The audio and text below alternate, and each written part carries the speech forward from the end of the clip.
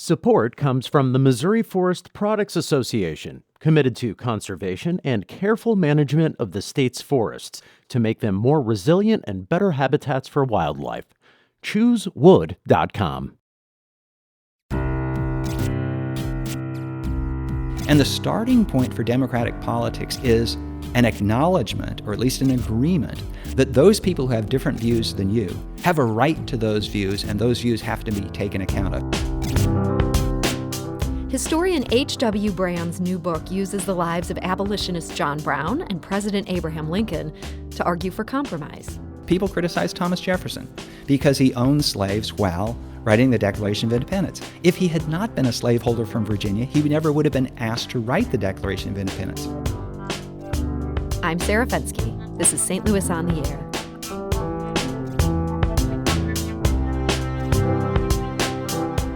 How does a good man challenge a great evil? How can a man of God confront the work of Satan? Those are the opening lines of H.W. Brand's gripping new book. It details how two Americans grappled with the great evil of slavery in markedly different ways.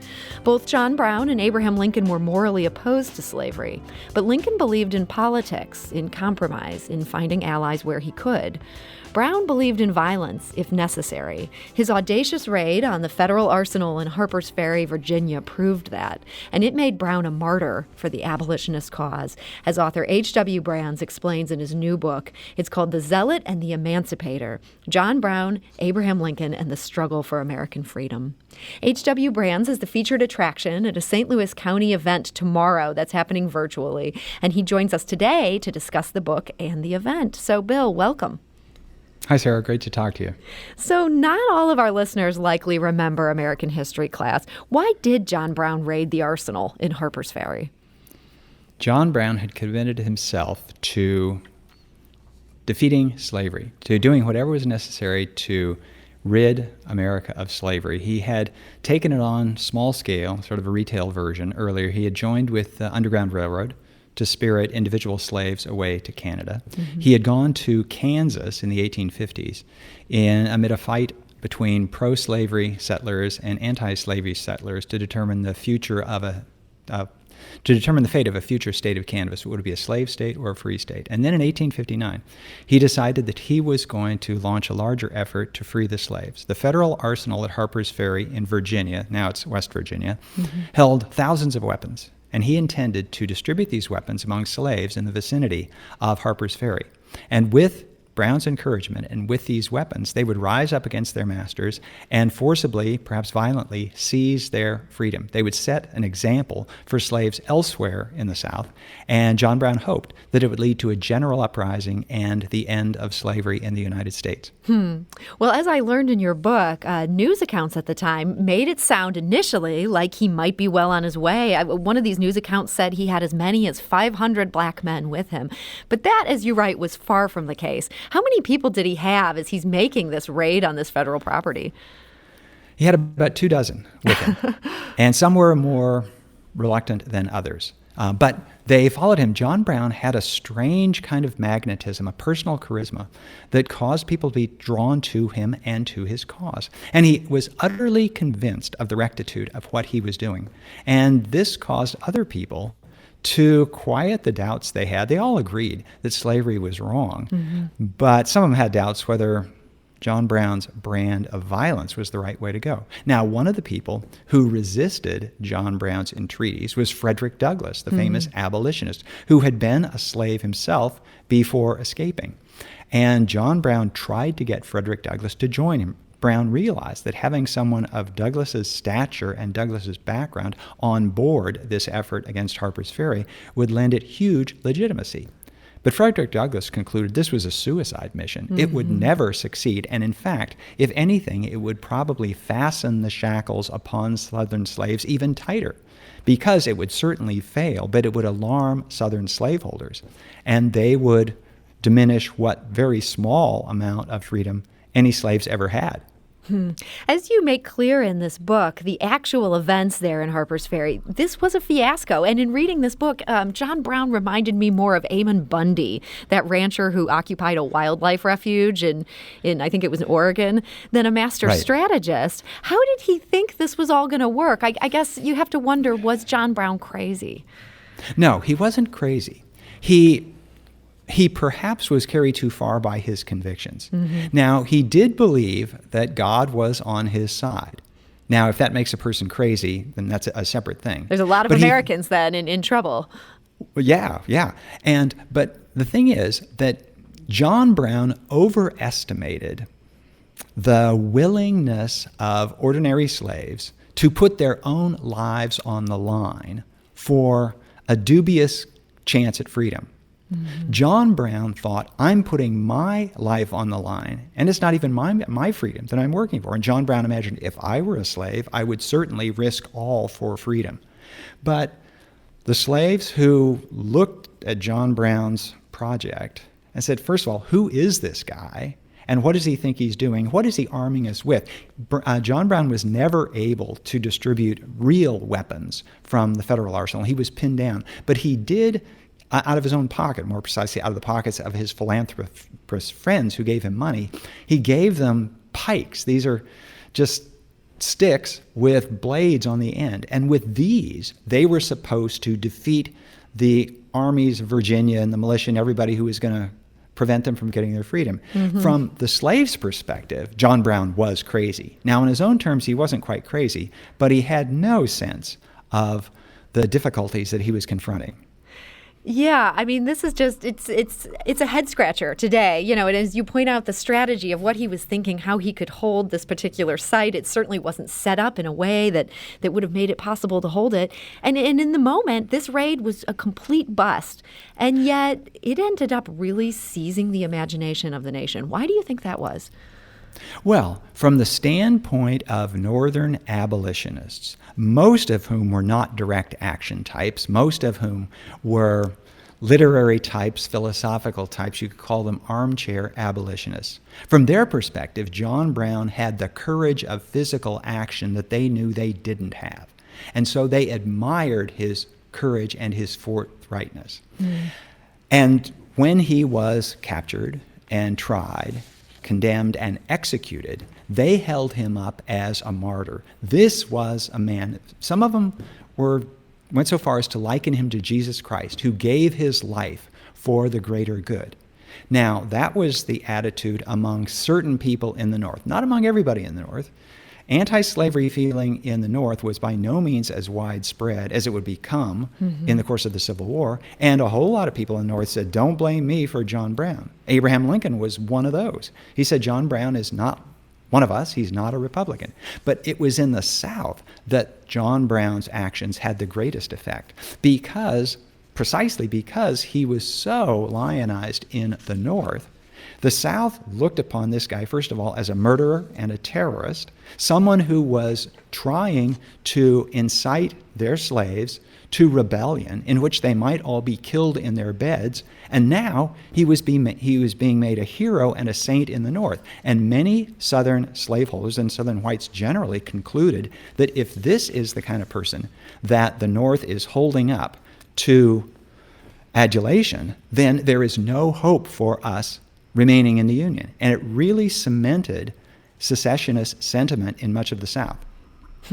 It's interesting. I mean, you mentioned that Lincoln did not welcome this. I think you used the word in your book that Lincoln groaned when he heard about this. And it was fascinating to see how this became a political issue for Lincoln in the same way that we see violence become an issue today. People were asking Lincoln to condemn this when he had nothing to do with it. It just felt like if this was happening in 2020, people would be tagging Lincoln on Twitter saying, Lincoln, when will you denounce this man? I mean, did you see those parallels there as you were exploring Lincoln's response to this?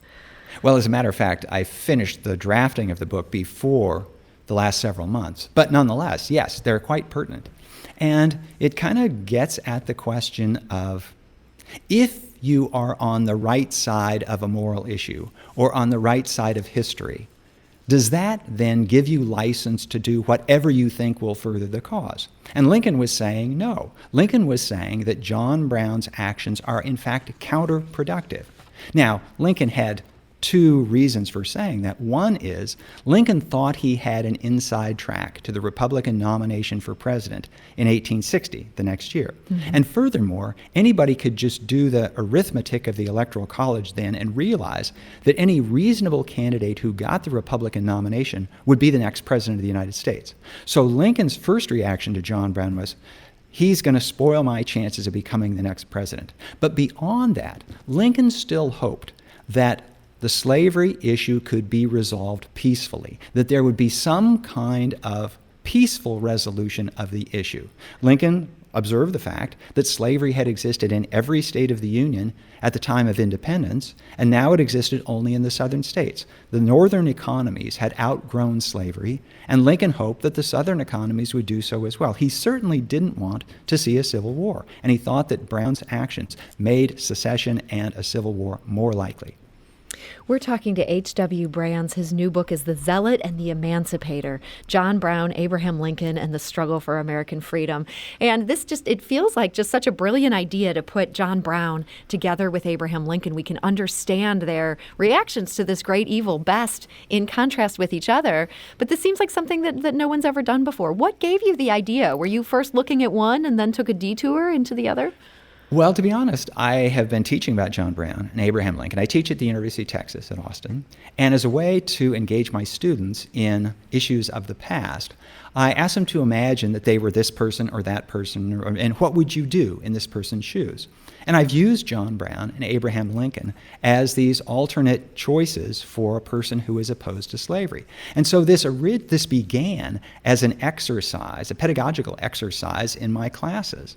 And the students responded to it, and the longer I teach American history and the more I think about it, the more I'm convinced that the essential questions of history are the timeless ones of, well, like the one that you introduced at the beginning of this segment and that I introduced the book with, is what does an honest moral man do when his country is engaged in a great evil? Because we confront this. Now, when I was drafting this book, I wasn't thinking of the current moment and the reaction to the George Floyd killing and all this stuff that's been happening in the last several months. But I was thinking generally, and I thought, for example, when I was in college, the Vietnam War was a big issue, and a lot of people, including me, thought it was immoral. But so what do? Do you march in protest?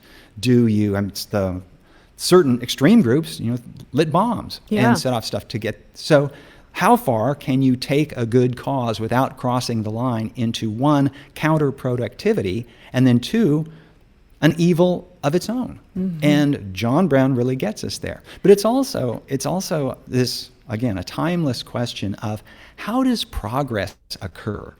Is progress made by the zealots, the ones who are on the extreme? Because they always risk creating a backlash. And this is a question that we have to ask right now. And, is it the moderates, the ones who say, wait a minute, we have to work through the system, and if we work through the system, we will make change that will stick, that will last. So it's a question that never goes away. There is a part in this book where you grapple with that, and this part just gave me the chills. I think it sort of brings together everything that you do such a great job of drawing out throughout this book. You write, Lincoln appreciated irony, the mischief life plays on human designs. Doubtless he noted the irony that increasingly tied him to John Brown. The Kansas Slayer and Harper's Ferry Raider had embraced violence in the struggle against slavery, while Lincoln had condemned it. Lincoln chose instead the peaceful path of democratic politics. But Lincoln's path had by now, and this was in the midst of the Civil War, had by now led to a slaughter 1,000 times greater than anything John Brown ever committed. So Lincoln wanted to avoid, this level of violence, and yet the Civil War was one of the bloodiest things that ever happened. That irony there, I don't know that I'd ever thought about it that way before. Yeah, well, this was something that Lincoln grappled with, and it's really striking to observe Lincoln during the course of the Civil War, because before the war begins, he hopes that it can be averted. And then once it begins, he hopes that it can be short. But as it grows longer and it grows bloodier, he begins to believe that he is at the mercy of forces beyond his control. Before he became president, Lincoln was never explicitly religious, but he became more religious in the course of the war I think largely because he could not bear to shoulder the responsibility for all of these deaths himself. And he concluded that God must have willed this to happen, or at least God was allowing this to happen, because it was more than he, as one man, could bear. You know, the other thing in your book that struck me, and something I just had not been aware of at all, we think of emancipation as being a done deal if the Union won this war. And your book makes clear that wasn't the case at all. Do you think if another Republican had been in the White House during the Civil War, not Abraham Lincoln, that question could have easily gone a different way? It depends on who the Republican was. So there were Republicans who were more advanced on the emancipation issue than Lincoln was. And so if one of them, William Seward, for example, had been president, then emancipation might have come sooner. But there were those who were more conservative than Lincoln was. And if one of them had been president, then it's hard to say. Lincoln started the Civil War from the Union side, saying that this is not about slavery at all. This is entirely about preserving the Union. And Lincoln's position up until the issuance of the preliminary Emancipation Proclamation in the autumn of 1862 was that if the South will rejoin the Union, then Virginia, Georgia, Mississippi, those states can have slavery as long as they like. And because he thought that was within their constitutional authority to keep slavery as long as they liked. But it was only as the war went on, and then he realized that actually one of the worst things that might happen is precisely if the war would end with slavery still in place. We might have to do this all over again in another 5 or 10 years. And so he then issued the Emancipation Proclamation on his authority as commander-in-chief. But he knew that as soon as the war ends, his authority as commander-in-chief goes away. And he could bet as a lawyer that if that happened, then all sorts of slaveholders in the South would sue for the return of their slaves. And they might have legal grounds for getting the slaves back. And then where would the country be? So he insisted, in fact, at the moment he issued the Emancipation Proclamation, saying, and we're going to move directly toward a constitutional amendment which will forever end slavery in the United States. Because he knew that was the way you definitively would end slavery. And he was pleased that it was well on the way to passage by the time he was killed. Of course, he didn't expect to get killed, but when he was assassinated, it was essentially a done deal by then. Yeah, the political matrix that he was dealing with is so much more complicated than many of us today, looking back on this, were aware of. And it's interesting because we have seen Lincoln come under fire in our current environment. I know his statue was recently toppled in Portland. It was part of a day of rage. He doesn't always come across great in this book. If I wanted to come through it and just cherry pick some parts to get people riled up on Twitter and say Abe Lincoln was a terrible man who felt things in terrible ways, I could easily find those in this book. And yet ultimately he achieved this emancipation. Do you think he deserves credit as the great emancipator? Oh, I think he does, and here's why. If Lincoln had had the views that would make him pass muster with liberals today, he never would have been elected president. To be president in the 1860s, he had to understand the position of people who lived then. This is both one of the strengths and one of the weaknesses of a democratic political system. You cannot get elected, you cannot get in a position to make change even for the better unless you share certain of the views, even of the prejudices of your day. If Lincoln had the views of a 21st century liberal, no one ever would have considered him at all possible for a president. And so without those views for which Lincoln is criticized today, he wouldn't have been able to emancipate any slaves. And that's the way it always is. People criticize Thomas Jefferson because he owned slaves while writing the Declaration of Independence. If he had not been a slaveholder from Virginia, he never would have been asked to write the Declaration of Independence. So if you are going to be serious about progress, you have to understand that progress comes with people who have one foot firmly in their own time. Maybe the other foot can be ahead, but they can't have both feet ahead because then they never will have any standing in their own moment. You know, one of the other things when you think about compromise and people passing muster with today's politics, it was also interesting to me that Lincoln owed his election as president to the fact that slavery proponents and Southerners proved incapable of compromise, that they kept meeting and couldn't come up with a candidate they were willing to get behind. It is that part of the dark side maybe of John Brown's style purity of purpose, that at some points you have to compromise just to put your best man forward, even if you can't agree on who it is? Well, we certainly hope that we haven't reached reached that stage in American politics now. It feels And like it we're sort of- sometimes. I know exactly. And this is why people who are on the cutting edge, or the outer edge of whatever reform movement, they need to look very closely and ask themselves, do you want progress, or do you want just this sense that you're right? Is it better to be right or to be effective? Because politics is the realm of being effective. You are a good politician if you can move the needle in the direction you want it to go. But that often means compromising with people who disagree with you. And the starting point for democratic politics is an acknowledgement, or at least an agreement, that those people who have different views than you have a right to those views, and those views have to be taken account of. You can't simply say the other side is evil, because once you do that, then you're out of the realm of politics and into something else entirely, and you'll not get anything done. So this book, to some extent, is an argument for compromise. It is. Don't get carried away by your righteous causes. Maintain that moral sense, but also keep one foot firmly grounded in the realm of the possible. Well, it's such a good read. I just enjoyed this so much. I learned so much from it. And that book, again, for those who are listening, that book is The Zealot and the Emancipator. It's John Brown, Abraham Lincoln, and the Struggle for American Freedom. And its author, H.W. Brands. I want to thank you so much for joining us today. Great to talk with you, Sarah. Thanks. If you learned something new from today's episode, consider leaving us a review and rating on Apple Podcasts on the App Store. It's the easiest way to help people discover our show. We appreciate it. Thank you.